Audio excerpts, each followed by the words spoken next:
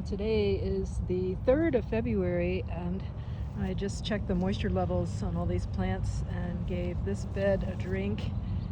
The ones closer to the fence got some water, the herb garden's getting some water, and I'll take you out and show you the trees here in just a second. So here's one of the fern bush. It's a perennial and it's native, and this was pretty dry, so I went ahead and gave it a good soaking. Take you over here, show you the other ones. Branches on this first little evergreen got dry, but it's live. It's not dead. It's going.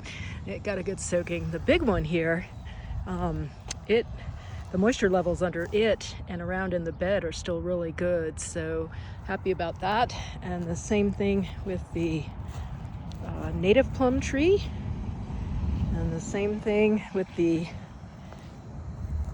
juniper that I had dug up from the other side of the yard. I had transplanted 3, only one made it, but still it's good and it's got water. And then of course our Stanley plum is looking really good, and it had plenty of moisture under the soil. This other little evergreen over here was dry. Again, this one is, the branches on the bottom are not exhibiting the dryness and needles falling off like the other one that's a little smaller. But just keeping the mulch away from the trunk, and it got a really good soaking. And then this is the other fern bush, and again, these are native, so they're gonna go through dry seasons hopefully in the next day or two. I think what I'll do is give them another good dose of water tomorrow, unless it's super windy. The thing about watering when it's windy is the water creates a chain of molecules, and if it's wet on the surface, the wind starts evaporating it. It's linked to the moisture that's under the surface. So having the mulch on top is going to help to prevent some of the evaporation from happening. I'll know more by this evening and tomorrow morning. The warm weather, like I said, is going to continue on, actually 60s during the day through Saturday, and then the nights are in the 30s, like 33 degrees. So coming over here to the strawberry bed, and the horehound that I had transplanted around on this east side looks good. The strawberries themselves seem to be hanging in there. It was dry. I had some ice from one of the buckets, so I just put that up top, and it's definitely going to melt in. And the ones on this side, some of them are green, some of them are brown, but the stockiness itself has a pliability to it.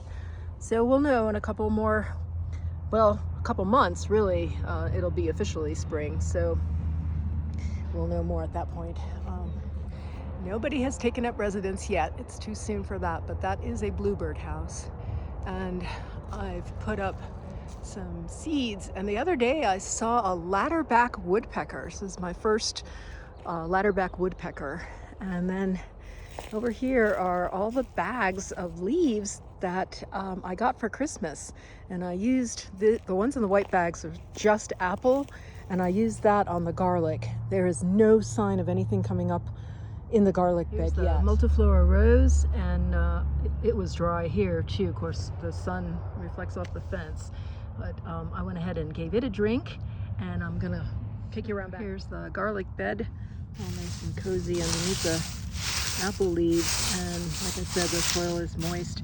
We did have some nights below, well, they were -3 Fahrenheit, so you know, this area got a really good freeze. Unfortunately, we had some water issues in the house, but all that's been repaired.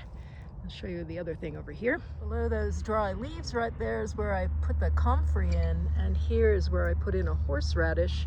Again, not seeing any signs of anything sprouting yet, but it is just the 3rd of February. So thanks again for joining me on the video. I just wanted to give you a little update. I'll have a update on the kittens pretty soon. And yeah, thanks for watching. I'll see y'all in the next one. Till then.